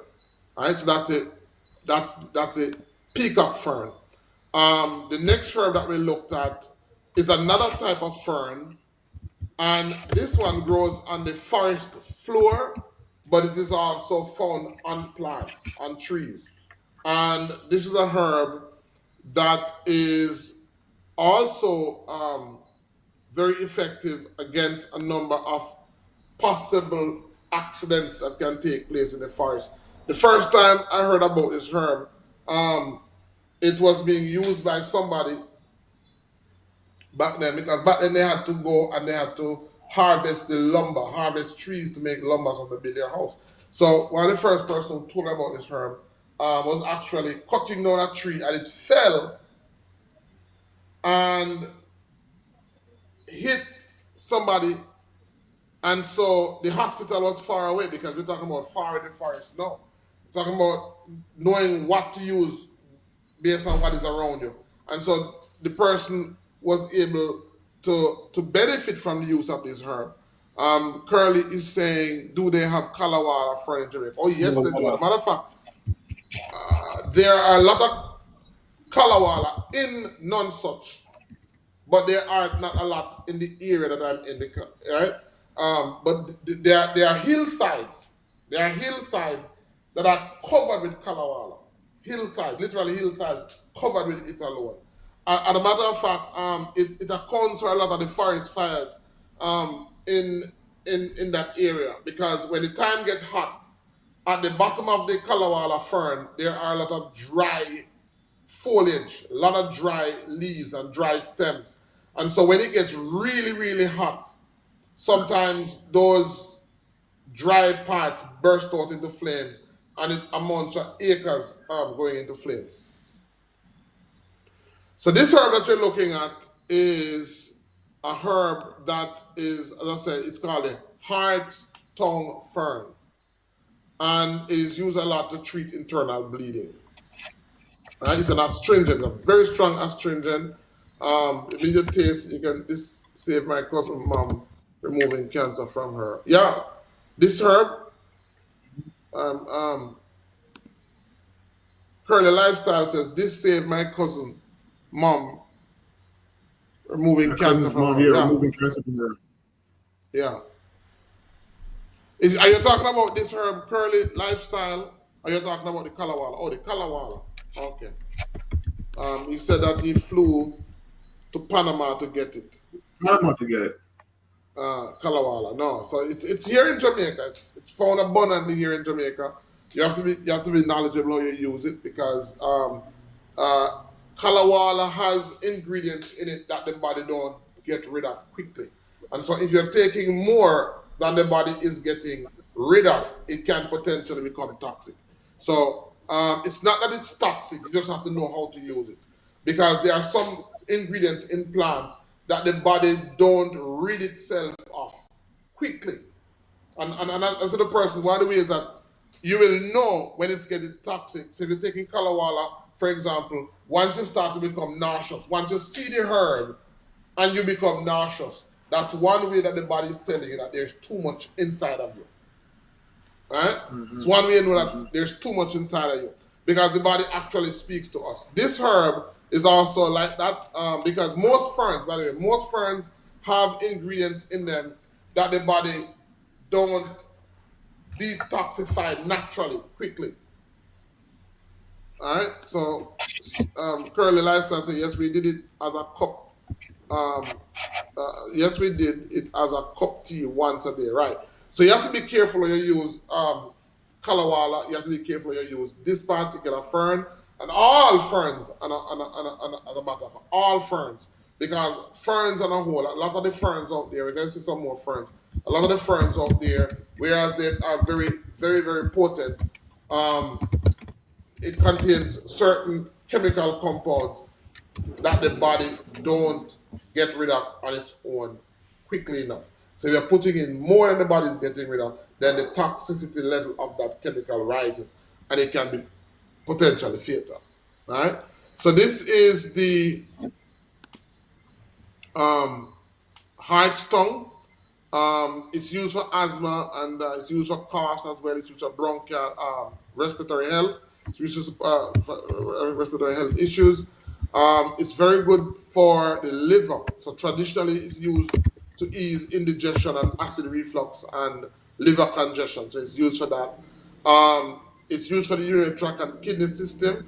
It acts as a mild diuretic. So there are other herbs out there that would be more powerful diuretics. I wouldn't push it. I wouldn't use it as a diuretic, but it has mild diuretic properties, and it's very beneficial for those ailments. All right. So the next herb I want to look at, as I said, is another fern, which is this one.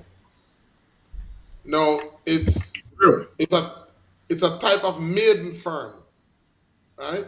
It's a type of maiden fern, and it's called rough maiden fern. Next week, I'm going to be looking at a number of ferns, as I said, that I found in the river trench area, the river course area, because the river course is a sub ecosystem different from the different terrain of the land. So you will see plants growing in that area, and they're growing there for a particular reason. So we're going to look at it, and you're going to see that a lot of the moss and a lot of the ferns grow in the river area. So this is one of them. It's called the rough maiden fern, and we're going to look at there are different types of maiden fern. This one is called a rough maiden fern. It's also good. It's also an expectorant and a lung tonic, so it's good for the lungs. It's good for coughs, asthma, bronchitis, and lung congestion. It's good for the kidney as well. It can be used, or it has been traditionally used to deal with a number of mild urinary tract infections and kidney stones. It traditionally is used to support the liver and cleanse the blood, helping to remove toxins. So this particular maiden fern, that's how it is used. All right. Next herb that we want to look at says yes, we did it. So the next herb I want to look at is this one. And this is number 9. That's the last herb we want to look at. And this is an example of this herb that I told you about. We call it black whisk, but it's actually the vine of the cocoon plant. So this is an example of it in the forest. But I've seen, I remember going up in the Blue Mountain area, and I remember seeing maybe about an acre of land covered by just one plant. It's massive. It grows for wide area, covers wide areas, and this is a very, very powerful plant. Um, it's also called the African dream herb. It's called sea bean, and it is found in tropical parts of Africa, Asia, the Caribbean. It is widely used in traditional medicine for its neurological, anti-inflammatory, and detoxifying properties. So this herb is said to have spiritual properties. It produces a bean. Let me see if I have the bean. It produces a bean which is edible. These are the beans. And the beans are used to detoxify water. So they're added to water in areas where people have to harvest rainwater. These seeds are added to the water to ensure that the water does not become toxic or does not become or is purified. So it's used as a purifier. And as a matter of fact, in some cultures, if the water is poisoned, the seed will sink. Right? So one way to know if somebody has poisoned your water, I'm told, is that the seeds would sink. So in parts of Jamaica, you would harvest your water and you would leave it and go about your business. But if somebody came and wanted to harm you, if they add something to the water to harm you, then the seeds would sink, and right away you know that you weren't supposed to drink the water. If the seeds float, it meant that the water was safe enough to drink. So it's called it's called cocoon. They call it cocoon. And it is also edible. It's also edible, but you have to know how to eat it again. So what they would do is they would roast the seeds.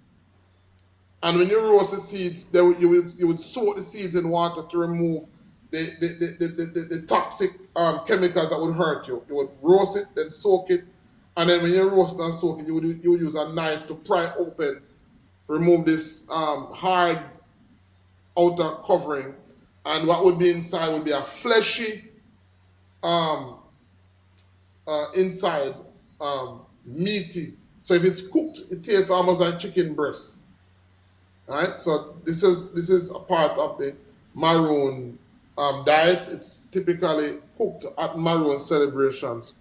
Now this herb, as I said, is also used to boost the immune system, strengthen the immune system, and to fight infections. For persons who had stroke, for persons who have had muscular skeletal nerve issues, the vine from this plant helps tremendously with that. It works as a detoxifier, support the liver, cleanse the blood, help to remove toxin. It also helps the leaves. So that's the stem, but the leaves are also used to help the respiratory system. So it's used for asthma, bronchitis, coughs, and so on. And guess what? It is also an aphrodisiac. So it's considered to be a natural libido booster. And it's used to enhance male as well as female fertility. So this herb is used a lot by the Maroons. It's used a lot by the Maroons. So these were the 9 herbs that we saw on our herb walk today. And these were the herbs that we saw repeating themselves. We actually saw more herbs than these, but these were the herbs that we saw repeating themselves constantly. And so it's important to look at these herbs and to know what their benefits are, right? So that's a review of all the herbs that we looked at today. And I hope that you took note, that you wrote them down, that you added them to your notebooks. All right? Any questions, guys? Anybody have any questions? Cynthia, wonderful. So we went through all. Anybody have any questions? Yes. Cynthia, yes. All right. I wish I could join you. You can join us, Curly. Yeah. Yeah, we're having our upcoming herb walk May 23rd to the 25th. So we're gonna be in tents. We're gonna have some tents. So it's not going to be so we look forward to that 5-star hotel setting. We have I have a cottage there, but if you would like to come and bring your sleeping bags, we'll also have tents and sleeping bags. We also have you just come and we'll provide tents and sleeping arrangements. You can come, you can sleep under the carpet of the night sky, and you can just spend some time in nature and recharge and rejuvenate. And just this video, this And it particular is live, we're gonna beautiful. have a You link love here it. as soon as we iron out all the details. So just keep on checking the description of this video for information as it relates to being a part of that event. May 23rd, that's Labor Day, May 23rd to the 25th. All right, but yeah, it's gonna be in Jamaica, right here in Portland. Where exactly in Jamaica? For our Where are audience. you, Curly's Lifestyle? Where are you? All right. You're welcome, JM Master. It was our pleasure. You're welcome, JM. Mm-hmm. And thank you. Thank you, JM. You're Yes. a wealth of knowledge in it of yourself. Yes. So Curly Lifestyle Each is one teach asking, one, as we're you in say. Jamaica. Curly Lifestyle is asking, we're in Jamaica. Oh, you're in Georgia. East. Oh, you're in Georgia. She's in Georgia. Oh. Okay. Also, Well, I come to Georgia quite often, really, FYI. Yeah, also, I pretty much do a herb walk for New York, and we'll do one in Florida. New York is in summer. I can tell you that. We don't know yet when in Florida, as well as it can be. We just do it in summer to Florida. Same time. We can schedule a herb walk for Florida, but we will have herb walks in the States as well. We do have herb walks in the States. So we're gonna iron out those dates and put them up so persons can book long before, and we can put together a nice itinerary so that we can try to duplicate. Curly says that she wants to do the one in Jamaica. I would encourage you to be a part of Jamaica. Priceless. That's May 22nd to the May I've done one 23rd in to the Florida and 25th. Jamaica. May 23rd to the 25th. That's when we're doing the one in Yes. Jamaica. And we're going to be doing it at the Nonsuch Falls because they have a nice camping ground. There are some others that you're going to hear about coming up. As I love that we have most of the world herbs. Yeah, so we have most of the, a lot of medicinal plants in the world are found here in Jamaica. So, look out for those links in the description of this video and in the herb walk today. I'll add it afterwards. Anybody have any questions? Dr. Ben. Mm-hmm. I wonder off the top of my head if anything useful grows in the cold. Well, it wasn't made for habitation. Yes, there are things that grow in the cold. Pines. Okay. Yeah, so there are plants that grow in the cold. Usually the plants that grow in the cold have needles. The leaves are like needles. And they're built like that because they are tightly compacted because they have to resist being frozen. And most of those plants are good for antibiotics because those are the conditions, colds and flus, infections. Those are what persons will have in a cold climatic condition. So what you're going to find is pines and lots of herbs that have resins and oils in them because that is what is going to help persons in That's why that we use pine to clean. Condition. That's why people use pine to clean up here. That's why it became popular in cleaning products. Yes, pine salt. Yes. So those are the plants that grow in cold condition. Curly says, how does the U.S. dandelion differ from ours in Jamaica? Well, I should tell you, Curly, that the one that you have in the U.S., they are grown in Jamaica. But guess what? They are grown at high altitude. So if you go up to the Blue Mountains, or if you go across the mountain range of Jamaica, you'll see them. They're grown here in Jamaica. But the ones that we call dandelion are actually Cassia sennas. They're from the senna or the pea family. Completely different family of plants. But they are good for the urinary tract system, basically. So they differ completely. They are completely different. Completely different plant. All right. Anybody else have any question?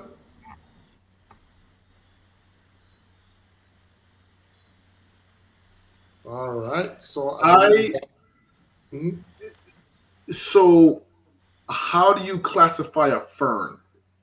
For some of the people that want to understand some of the vocabulary you use, Mhm. how do you classify a fern? If I was looking on the ground, which one is a fern, which one is a grass, which one is a flower?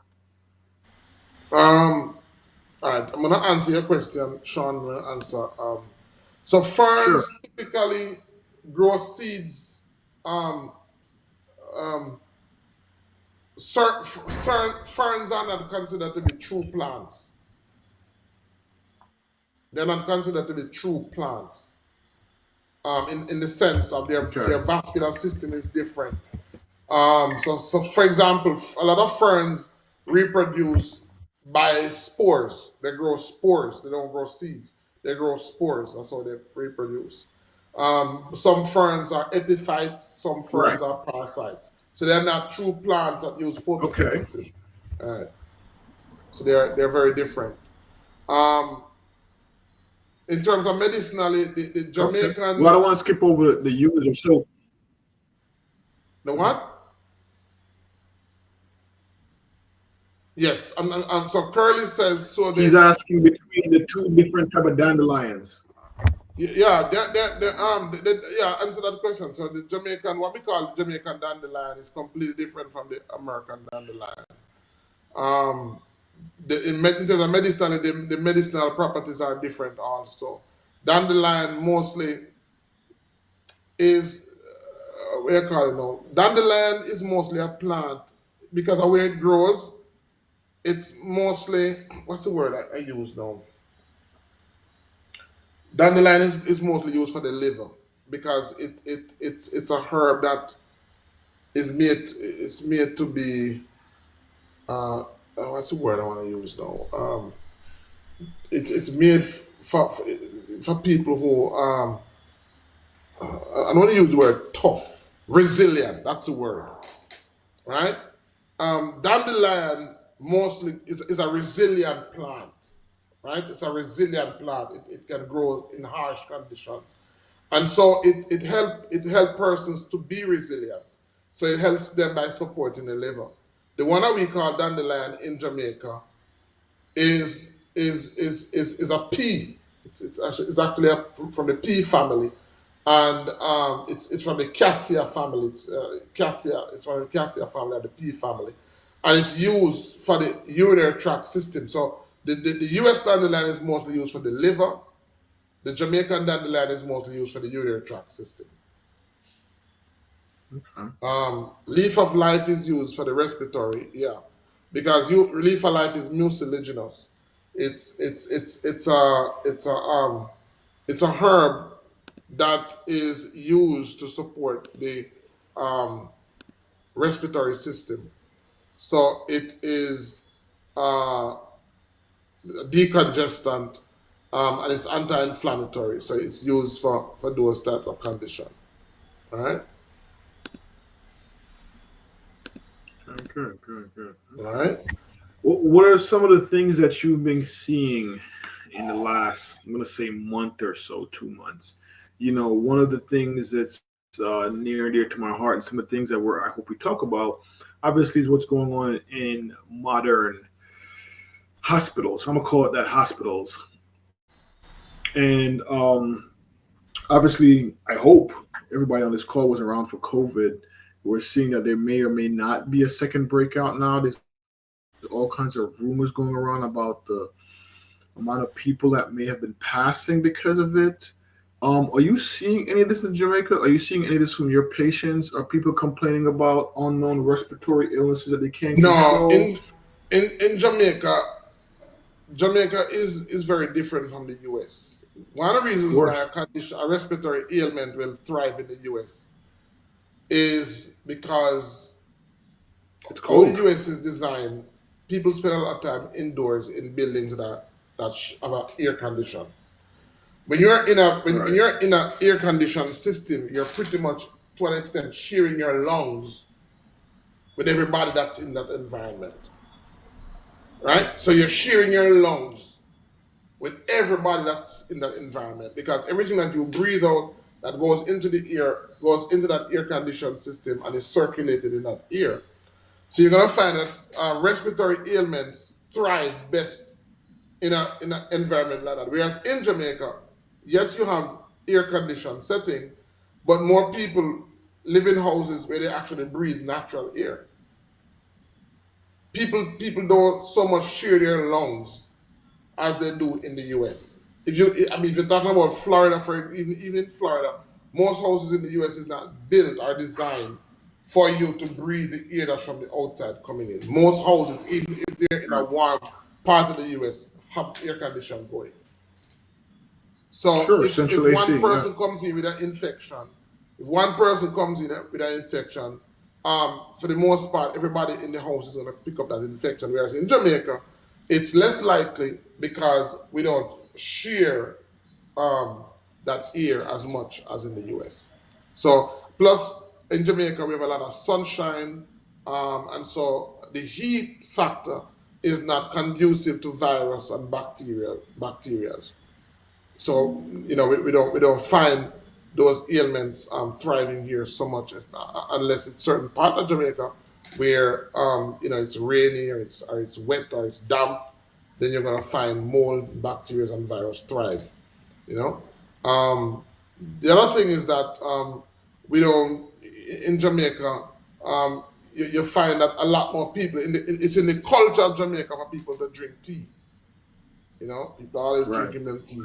So a lot of things are different here, versus the US. So the ailments that we find here are like the diabetes, the high blood pressure, because Jamaica is a society where starch, a lot of people, we're a high starch diet, high blood diet, a high starch diet. So you find hypertension, high blood pressure. What we're seeing recent more now is a lot of kidney related issues, a lot of stomach related issues because more and more Jamaicans are consuming foods that have a lot of preservatives in them, a lot of chemicals in them. So you find a lot of people with stomach acidity issues, with kidney issues, so issues that affect the organs that help to process. We're finding a lot of those organs becoming weak. So those are the ailments that we find a lot in Jamaica. A lot. It's like those products, the herbs and the herbal compounds that I recommend for those conditions are almost never enough. Almost never enough. Curly Yeah, I know. I lifestyles. know. I think kidney stones is a thing there. Mm, Yeah, yeah, Curly. There's quite a few things that I did myself, and I've until this moment I've still haven't caught COVID. So yeah, we're thankful for that advice. Greetings, Annie. Good evening to you. Welcome to the yeah. show.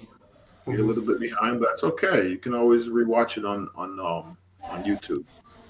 If you have any questions, now's the time to ask. We have a few moments left. Yeah, we have a few minutes left. So, yeah, so the herb that you were using, Curly, herbs like garlic, antibacterial, antiviral, eucalyptus, those are herbs that are highly antibacterial, antiviral. So even though you may be exposed to the bacteria, exposed to the virus, you are combating it, you are fighting it, you are practicing preventative medicine, which is something that we recommend. A lot of times people wait until they get sick to try to find out what's the best natural alternative for, rather than trying to prevent their condition. Which is one of the reasons why, by the way, we tell persons that one thing that we do is natural medicine is best practiced as a preventative medicine. And so, one of the things that we do is our work. What we do is we help persons to know the status of their health. And so, one thing that I will recommend next week, um, Yas willing, I'm gonna have if she's willing to come on, Nicola, who's another affiliate, because Nicola has been doing a lot of consultations, and the reason for that is because a lot of the persons who are accepting our service are seeing the value of preventative medicine. Um, these are persons that we don't know. These are persons that come to her, and we're able to guide them as it relates to what they need to do, as it relates to to avoid where their health is trending to negatively. And that's one of the things that we want to do. We don't take delight in helping persons to find, like this week, I had about 4 persons who reached out to me, all of them having cancers, and all of them having cancers in a very advanced stage. And that's when they want to come. And we're saying to persons, natural medicine is best being more effective as a preventative medicine. And so one of the ways that we help persons to know what's happening to them is by scheduling an assessment. So if you're watching this and you're in the Florida area, again, I'm gonna ask you to reach out to Sean. If you're in the Florida area, I'm gonna ask you to reach out to Sean. And what happens is that I'm able to see you through Sean in Florida. So what Sean will do while he's learning to use the machine, at this point in time, what he's doing is facilitating persons to get on the system. And so I can stay here in Jamaica and I can see what's happening to you and I can guide you as it relates to where your health is trending, what you need to do to avoid, what you need to do to reduce the impact of what's coming in your direction. So if you're in the Florida area, that's Sean's number on the screen as well as his website address. You can contact him through any one of those medium. If you're in the New York or the WhatsApp is also. WhatsApp, right. That's Sean's telephone number. You WhatsApp is great also, everyone, for people who are worried about international rates. Yeah. So if you're in the New York area, that's Chris' contact information. You can contact him. You can schedule an assessment. And then what we're trying to do is we're trying to not only to see you, but to offer support. I must say that one of the challenges that we're having is the amount of person that we have to see and the amount of person that we're currently seeing is sometimes way beyond what we're able to cope with. So we're putting in the capacity to be able to do that. Some people may say, oh, you know, why you don't have this and why you don't have that. I mean, we produced as much as we are able to produce, but we are now putting in the capacity to be able to produce even more, right? But as it relates to being able to reach out to you and guide you. So the first thing is finding out what's happening to you as it relates to your health. I have a sad story, and this sad story, Sean, was from another affiliate from New York. He was in Jamaica, and he was in Jamaica for about a couple of days. And while he was here, he's actually coming back to Jamaica because of what happened, because of what I'm going to tell you. While he was here in Jamaica, I came to Kingston to meet with him. And when I met him in Kingston, he introduced me to a friend of his.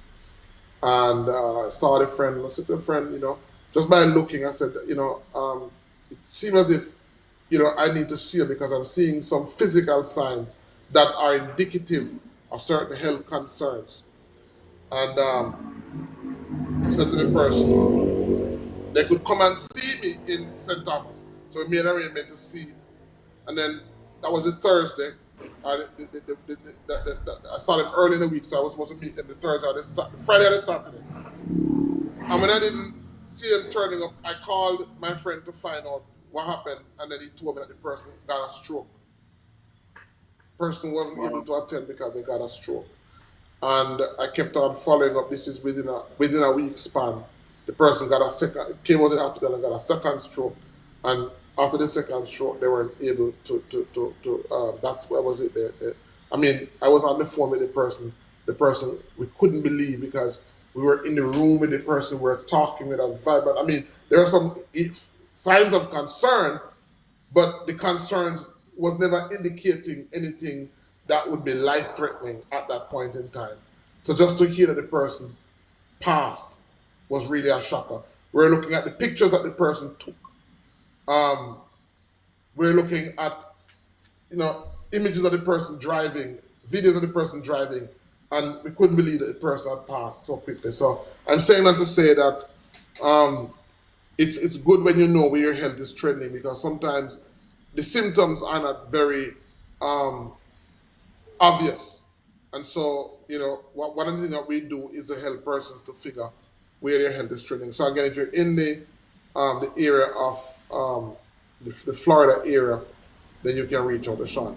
All right, so we're coming to a close. Any last word, Sean? Any last word before we? I said Wow. dining. Well, I said dine in nature. I have to big up dine in nature, man. I have to Yes. big up dine in nature, because it was even Annie, dine. Shirley. Yes. And Dine. I would say Annie too. Greetings. Yeah, And dine in nature is actually Shirley lion, man. Lion. Lifestyle, Lion is Cynthia B. lion is dine in nature, Lion are dine in nature, Ah. Yeah. So Lion, big up yourself. Big up yourself. yeah, man. My mind was on you today, and I said, but wait, from when I hear from dining, from when I hear from Lion, So it's good to have you on the show, Lion. Blessings. All right. Any last words? We have 5 minutes to go. Any last words before we close off? Oh, Cynthia says, not last word, closing word. Thank you, Cynthia. Closing words. Yeah, last words are a bit cryptic. Closing words. I retract that. Closing words.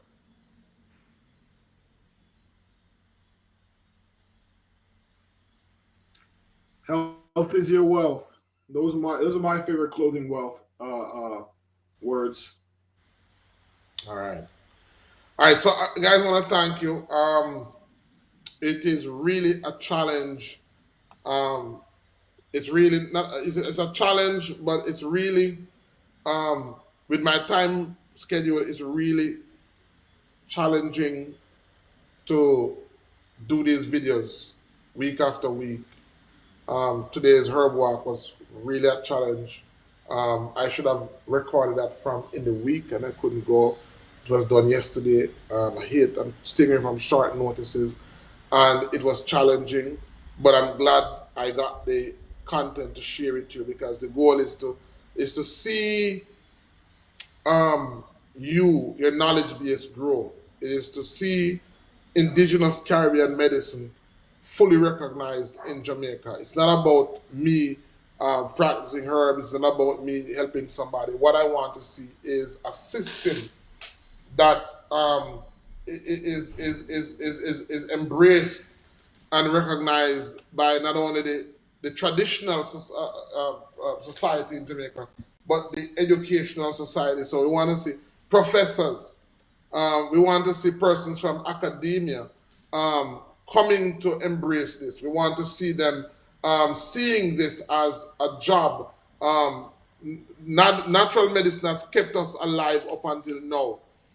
And I'm saying that if we as a society, if we as a nation have advanced to have a university in Jamaica, I can't see how the university has not played its part in making the knowledge available and applicable to the common man to use in Jamaica. I know that the university has done so much, but what they have done is not available. It's not even known by the Jamaican populace.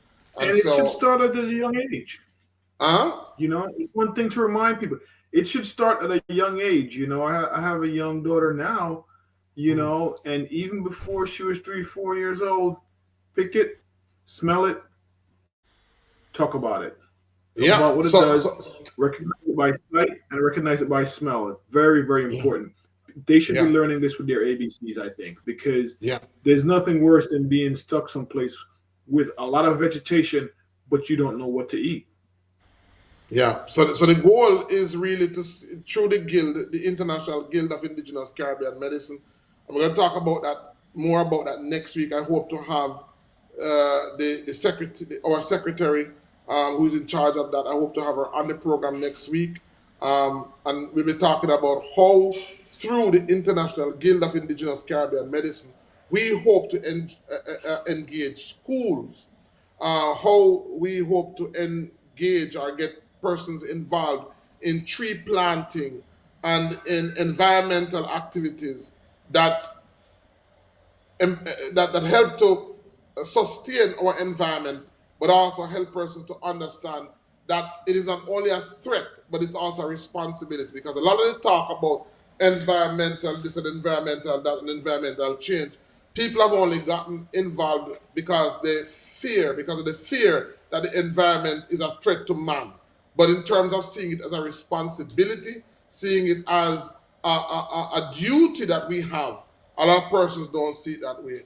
And so I want to talk about the work that we plan to do through the International Guild of Indigenous Caribbean Medicine, and most importantly, how you can help to become a part of that, and how we can help to create the awareness of Indigenous Caribbean medicine. We plan to do some car bumper stickers, and you'll hear how you'll get a chance to be a part of that. Those bumper stickers are designed to bring awareness to Indigenous Caribbean medicine across the island. We plan to do some tree planting where persons can come. We plan to have some activities where we go into schools. I mean, you'll hear about that, how you can start a chapter, because we've started this in Jamaica, but we hope to see chapters started in the Caribbean and in the diaspora. So you'll hear more about that in next week's program. Thank you very much for joining us. Thank you very much for the interaction. Tonight's show has been very, not only interactive, but it has been very encouraging.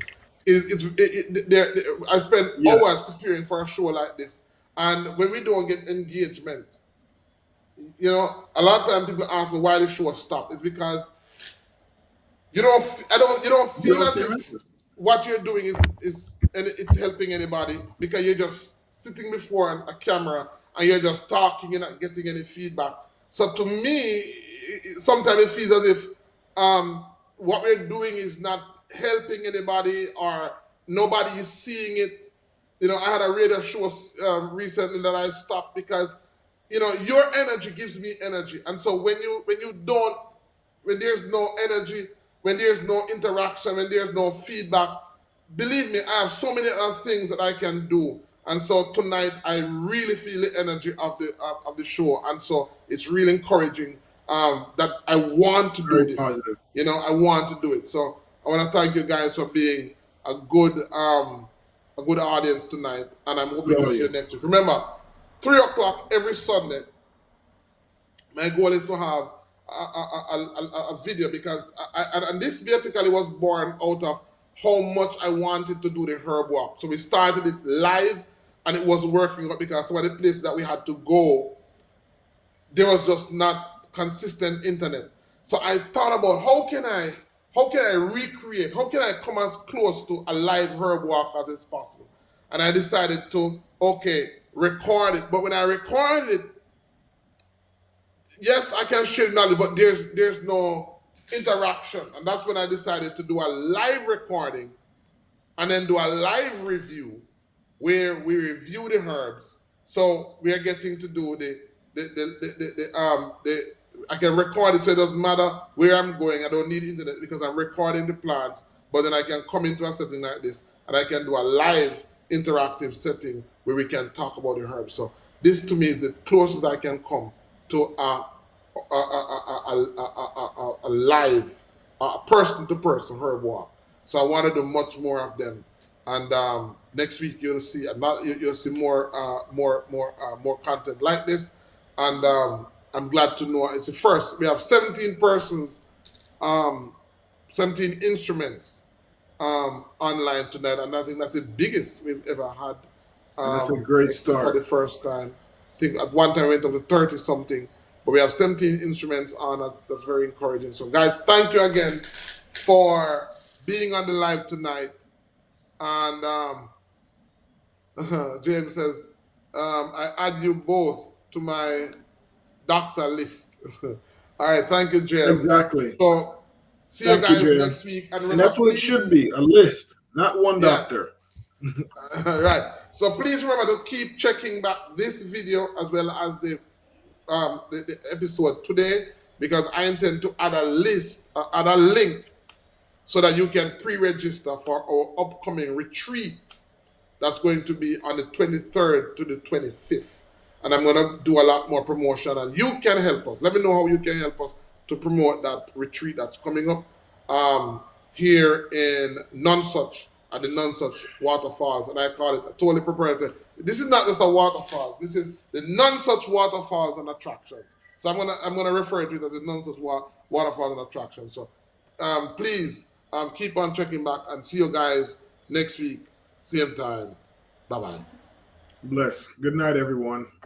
Assalamu alaikum.